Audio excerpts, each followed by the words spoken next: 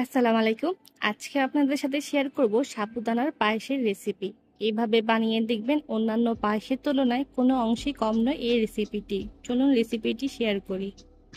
এখানে আমি একটা কড়াইতে দিয়ে দিলাম 1 টেবিল চামচের মতন ঘি। এখানে আমি কিছুটা বাদাম ও কিশমিশ ভেজে নিব। তার জন্য প্রথমেই দিয়ে দিলাম 1/4 কাপ কাজু বাদাম, দিয়ে দিলাম কিছুটা কিশমিশ,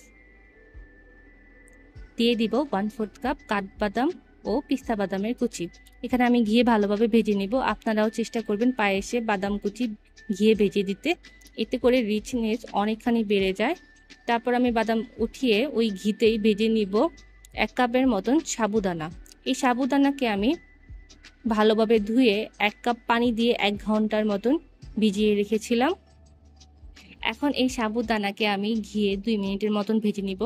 এভাবে ভেজে রান্না করলে যখন আমি দুধে দিব তখন একটা থেকে আরেকটা সুন্দর করে ঝরঝরা হয়ে যাবে, দলা পেকে থাকবে না এবং গলে যাওয়ার সম্ভাবনা থাকবে না। আপনারা যদি না ভেজে রান্না করেন তাহলে অনেক সময় দুধ দিয়ে দেওয়ার সাথে সাথেই সাবুটা গলে যায়। তাই এভাবে ভেজে আপনারা যখন দেখবেন একটু ট্রান্সপারেন্ট কালার আসছে, একটু লাল লাল হয়েছে, তখন আপনারা এখানে দুধ দিয়ে দিবেন। 2 মিনিট ভাজার পর আমি এখানে দিয়ে দিব 1 লিটারের মতন দুধ, দিয়ে দিব 2টি এলাচ।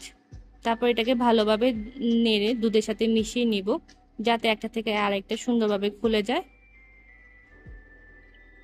কিছুক্ষণ নাড়াচাড়া করার পরই দেখুন সবগুলো কি সুন্দর খুলে গেছে। এখন আমি 10 মিনিটের মতন জাল দিয়ে নিব।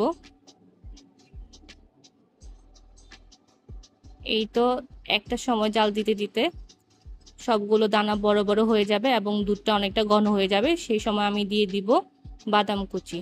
এখানে আমি অর্ধেকটা বাদাম কুচি দিয়েছি, বাকি অর্ধেকটা রেখে দিয়েছি। বাকি অর্ধেকটা আমি হওয়ার পর উপরে ডেকোরেশন করার জন্য রেখে দিয়েছি।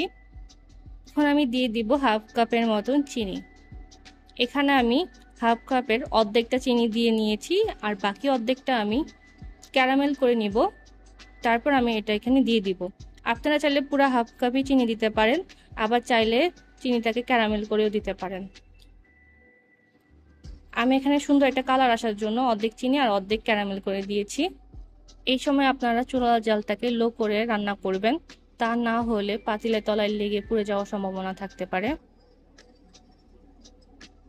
এখন আমি দিয়ে দিব 1/2 চামচের মতন এলাচ গুঁড়ো। তারপর আমি ভালোভাবে মিশিয়ে অনবরত নাড়তে থাকবো, তা না হলে নিচে লেগে যাওয়ার সম্ভাবনা থাকে। এর থেকে বেশি আর ঘন করব না, আমি চুলার জালটা বন্ধ করে দিব। ঠান্ডা হওয়ার পর আমি একটা বাটিতে সুন্দরভাবে বেড়ে উপরে ডেকোরেশন করে নিব। আমি সেই ঘিয়ে বেজে রাখা যে অর্ধেকটা বাদাম ছিল তা দিয়ে সুন্দরভাবে ডেকোরেশন করে নিব।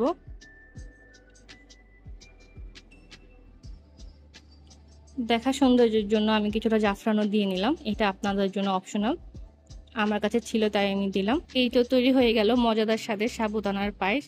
আমার এই রেসিপিটি ফলো করে আপনারা খুব সহজেই যে কোনো অকেশনে বাড়িতে রান্না করে পরিবারের সাথে শেয়ার করতে পারবেন। Thank you for watching.